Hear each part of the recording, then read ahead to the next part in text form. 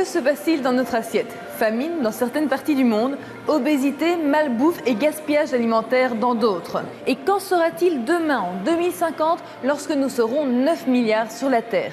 C'est le thème de cette exposition qui se passe ici, à Bruxelles, à Tour et Taxi, jusque juin 2012. C'est aussi l'occasion pour Europarl TV de discuter alimentation avec un eurodéputé. Alors, à table? C'est au restaurant Parkside Brasserie, situé dans le quartier européen à Bruxelles, que nous avons invité l'eurodéputé Marc Tarabella, membre de la commission parlementaire Agriculture. Alors voilà, nous sommes à table et au menu, l'alimentation des citoyens européens. Est-ce que l'alimentation reste une priorité pour l'Union européenne? Reste une priorité, que ce soit au niveau de la politique agricole commune, qui reste une des grandes politiques de l'Union européenne, mais aussi en termes de consommation, de bien informer les citoyens, de le sécuriser par rapport aux aliments qui lui sont donnés. Nos entrées sont à table. Moi, je vous propose en entrée la question de la quantité de l'alimentation, avec tout de suite un premier clip que je vous montre. D'accord, volontiers. Nous serons 9 milliards d'êtres humains sur la Terre en 2050, alors que la Terre et ses ressources n'augmenteront certainement pas. Les pays en voie de développement feront certainement face à la famine. Quelle solution? Une agriculture différente, plus variée au niveau local pour satisfaire les populations pauvres? Entre-temps, dans les pays les plus développés, chaque année, près de 179 kilos de nourriture sont jetés par personne. Donc voilà, si on pouvait définir 3 axes pour qu'il y ait assez à manger pour tout le monde, pour les 9 milliards de personnes en 2050.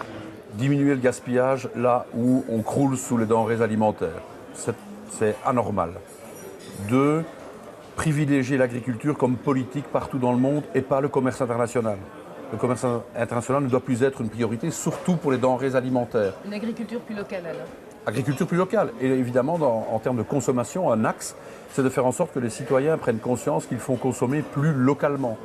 Peut-être mieux faire vivre le producteur qui est à côté de chez soi. Aujourd'hui, la distribution vit bien, l'industrie agroalimentaire vit bien, et ce sont les producteurs qui trinquent.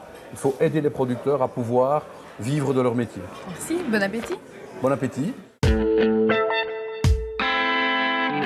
Je voudrais passer au plat principal de nos thématiques, à savoir la qualité de ce qu'il y a dans l'assiette des Européens. Je vous montre le clip.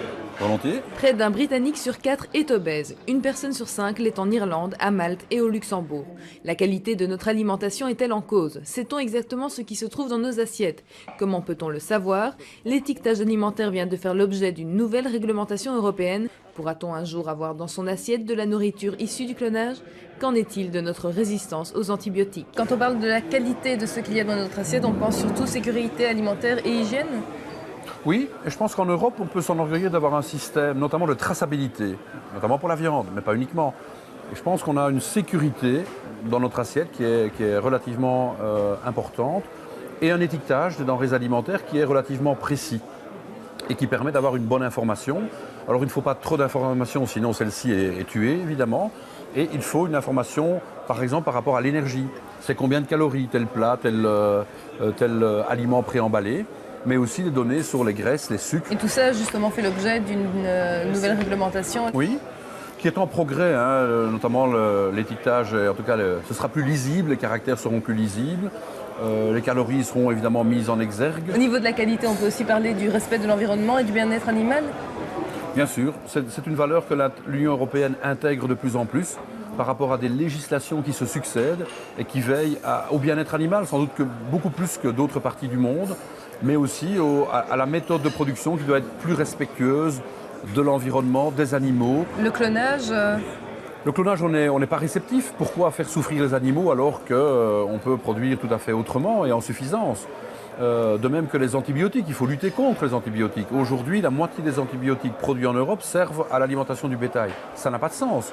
Et d'ailleurs, en termes de santé publique, ça représente un danger pour les citoyens qui sont de plus en plus résistants à certains virus parce qu'ils mangent des antibiotiques sans le savoir. Qu'est-ce que vous avez pris comme dessert? Une crème brûlée à la vanille de Madagascar. Vous l'assumez, elle vient de Madagascar. L'empreinte carbone? J'assume, parce que j'estime qu'on doit diminuer l'empreinte carbone pour les produits qu'on produit partout sur la Terre. Le lait, la viande, mais par contre, pour des produits typiques comme la vanille, comme le café, comme le cacao, je me réjouis qu'ils viennent de pays où ils sont cultivés, en espérant que la culture de ces produits puisse évidemment être bénéficiaire aux producteurs locaux. Donc on peut manger notre dessert en paix, sachant qu'en 2050, alors que nous serons 9 milliards, nous aurons tous de quoi manger? On doit l'espérer et faire en sorte que les producteurs européens soient toujours des gens qui soient fiers de leur métier, puisqu'on leur a conféré à quelques pourcents d'entre eux le rôle de nourrir tout le monde. Eh bien, bon appétit. Bon appétit à vous. Merci.